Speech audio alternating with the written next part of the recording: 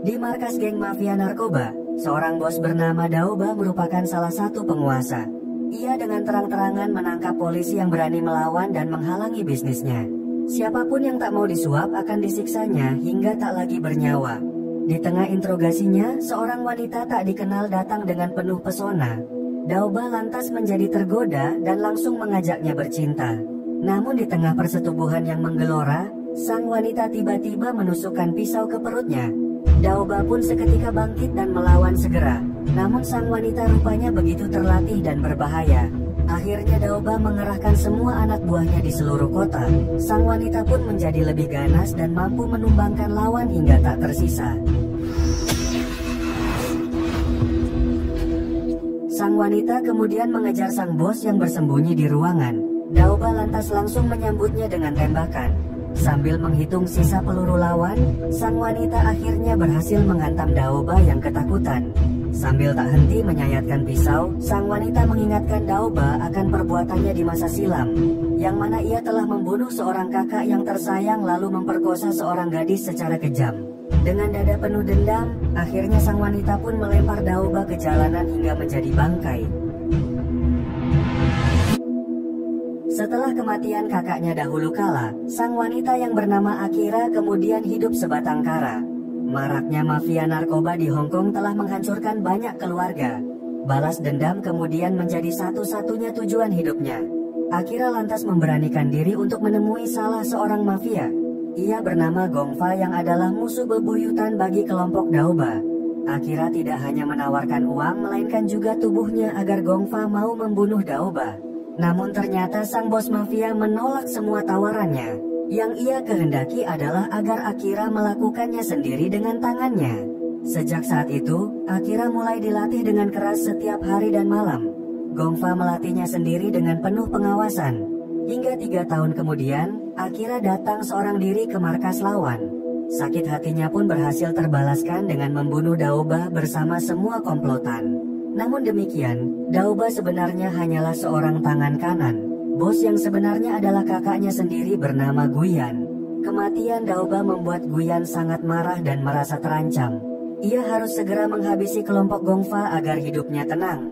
Istri Guyan bernama Mei Mei kemudian datang dan berusaha menenangkan. Ia berkata bahwa yang dibutuhkan untuk menekan Gongfa hanyalah orang-orang bayaran. Selagi Mei Mei menghibur Guyan ke sebuah bar, orang-orang mereka mulai berdemo dan membuat keributan. Hal tersebut memancing polisi berdatangan dan berjaga di kawasan. Namun hal tersebut bukanlah masalah besar bagi Gongfa, karena ia memang sedang bersama seorang petinggi polisi di kantornya. Sang polisi berjanji untuk membereskan semuanya setelah menerima segepok harta. Gongfa kemudian memerintah Akira agar mencari ketua pendemo dan membunuhnya. Sementara ia akan menunggunya di pabrik Guyan yang akan dihancurkan segera. Selagi Guyan bersenang-senang dalam pesta, Gongfa bersama anak buahnya menyerbu pabrik narkoba Guyan ketika malam tiba. Setiap pekerja dihajar habis-habisan agar menyerah dan putus asa. Gongfa kemudian berkata bahwa sejak sekarang yang boleh mereka patuhi hanyalah dirinya. Segepok uang lantas ditaburkan untuk membeli kesetiaan mereka. Setelahnya Akira juga tiba dengan membawa sepotong jari milik korbannya. Gongfa lantas menjanjikan hari balas dendamnya akan segera terlaksana. Namun di tengah keduanya asik bicara, tiba-tiba seorang pekerja menembak secara tak terduga. Gongfa pun dilarikan ke rumah sakit agar ditangani secepatnya. Dalam pingsannya, ia teringat akan hari di mana Guyan berkhianat setelah bertahun-tahun bekerja sama. Anak buah Guyan tiba-tiba menyerang pabrik narkobanya dan mengumumkan permusuhan secara terbuka. Setelah berhasil melalui operasi panjang, Akira dan yang lain setidaknya bisa sedikit tenang. Mereka tinggal memastikan sang bos tidak diganggu selama masa pemulihan. Seorang perawat kemudian datang untuk menyuntikkan cairan. Untungnya Akira segera sadar dan langsung menyerang si penyamar hingga pingsan. Akira tahu siapa dalang di balik semua serangan. Tidak lain adalah istri Guyan yang licik dan penuh kecurangan. Mei Mei yang sudah menunggu lantas dengan tenang menawari Akira sekoper penuh uang. Namun tentu saja Akira menolak karena yang ia inginkan hanyalah kematian Guyan. Keduanya lantas bersulang minuman lalu memulai pertarungan. Sayangnya tak lama berselang kepala Akira menjadi pusing dan kehilangan fokus penglihatan. Mei Mei yang licik rupanya telah menaruh racun secara diam-diam. Akira pun kini tak punya kesempatan untuk menang. Ketika Mei Mei mengangkat senjata, sebuah tembakan lantas lebih dulu membuatnya terkapar. Rupanya Gongfa yang telah siuman berhasil menyusul Akira tepat pada waktunya. Keberanian Akira membuat Gongfa kagum sekaligus jatuh cinta. Ia pun mengumumkan bahwa mulai sekarang perkataan Akira adalah perkataannya pula. Malam itu keduanya tak lagi berstatus sebagai rekan kerja. Mereka adalah suami istri dengan tujuan yang sama. Keesokan harinya, operasi penaklukan akan dilaksanakan segera. Guyan harus mati hari ini bagaimanapun caranya. Akira memimpin para preman menuju kota untuk menghabisi musuh bebuyutan mereka. Perang pun dimulai antar dua geng mafia demi menjadi satu-satunya penguasa. Darah berceceran di mana-mana seiring banyaknya korban jiwa. Hingga akhirnya Akira menerobos ke tempat Guyan yang sudah siap siaga. Namun sebelum perkelahian dimulai, Guyan mengungkapkan bahwa yang membunuh kakaknya bukan hanya dari pihaknya saja. Gongfa kemudian tiba sebelum Guyan menyelesaikan kata-katanya.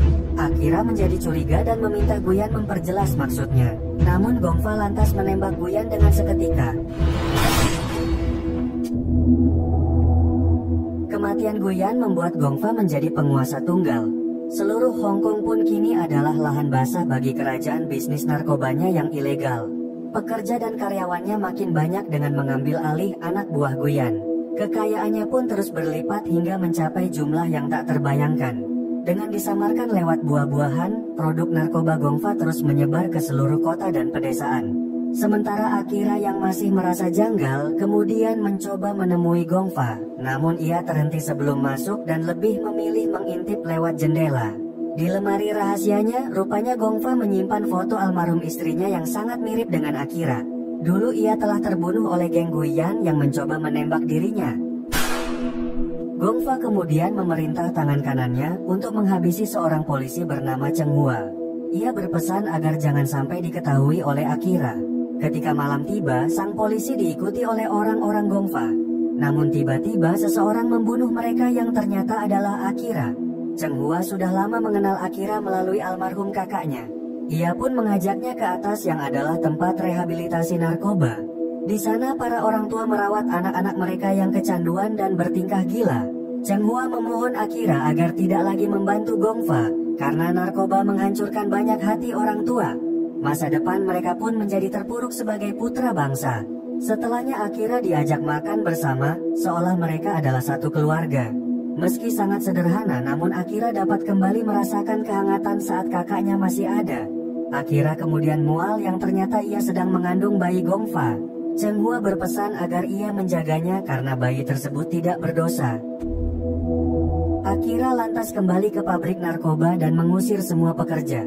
Setelah berdoa bagi almarhum istri Gongfa yang pertama, ia pun menyalakan api dan membakar pabrik tersebut hingga tak tersisa. Keesokannya Gongfa menjadi marah besar atas apa yang telah Akira lakukan. Ia pun memerintah agar semuanya dibereskan agar bisnis kembali berjalan. Gongfa tidak ingin bertindak gegabah kepada Akira yang telah pergi meninggalkan. Hingga 3 bulan berlalu setelahnya, Akira sudah tinggal di tempat rehabilitasi narkoba. Ia ingin agar anaknya tumbuh di lingkungan yang baik dan jauh dari mara bahaya. Istri Cheng Hua pun selalu memberi kesempatan kepada seorang polisi muda bernama Abang agar bisa dekat dengan Akira. Dalam kesempatan berdua, Abang berkata bahwa ia berjanji akan membuat Akira bahagia. Namun sesaat kemudian, anak buah Gongfa tiba-tiba berdatangan. Abang meminta Akira sembunyi sementara ia akan menghadang. Namun mereka memaksa masuk dan kembali menggoda para pecandu dengan barang haram. Para pecandu lantas sebagai binatang yang menjadi ganas melihat daging buruan. Abang berusaha menahan agar mereka tetap teguh pendirian. Namun anak buah Gongfa tiba-tiba menusuk perutnya dengan pisau.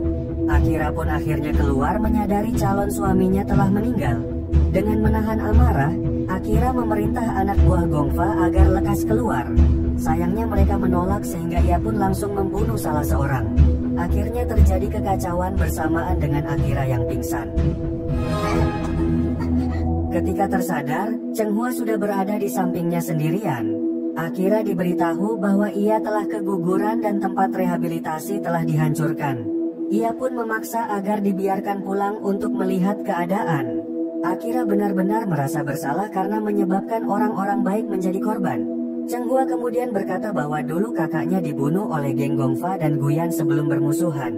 Dalam beberapa hari ke depan, Cheng Hua akan mengerahkan pasukan untuk mengakhiri semua kejahatan. 3 hari kemudian para polisi lantas berdatangan sebagaimana Cheng Hua janjikan. Perkelahian pun berlangsung sengit di antara dua pasukan. Sang bos mafia sadar bahwa hari ini akan menjadi akhir bagi karirnya yang gemilang. Namun ia menolak pergi dan akan menghadapi apapun yang takdir tentukan. Sedangkan melalui pintu belakang, Akira juga telah datang sendirian. Ia pun menghabisi semua lawan yang mencoba menghalangi jalan. Di pabriknya, Gongfa rupanya sudah menunggu Akira dengan tenang. Ia berkata bahwa setiap kesuksesan membutuhkan pengorbanan. Akira tak mau berbasa-basi dan langsung menodongkan senapan. Namun Gongfa hanya diam dan malah membiarkan Akira yang hendak menembak lantas langsung dihindarinya hingga terjadi perkelahian. Gongfa pun berhasil merebut pistol dan menodongkannya ke kepala lawan. Akira tak mau menyerah dan segera kabur mencari persembunyian. Gongfa yang mengejar seketika diserang hingga pistol kembali berpindah tangan. Dalam kesempatan tersebut, Gongfa mengungkapkan bahwa ia sangat mencintai Akira, melebihi almarhum istrinya yang telah meninggal. Akira tetap berusaha kuat meski perasaan memaksa air matanya bercucuran. Perkelahian lantas kembali dilanjutkan di antara dua kekasih yang menanggung cinta terlarang.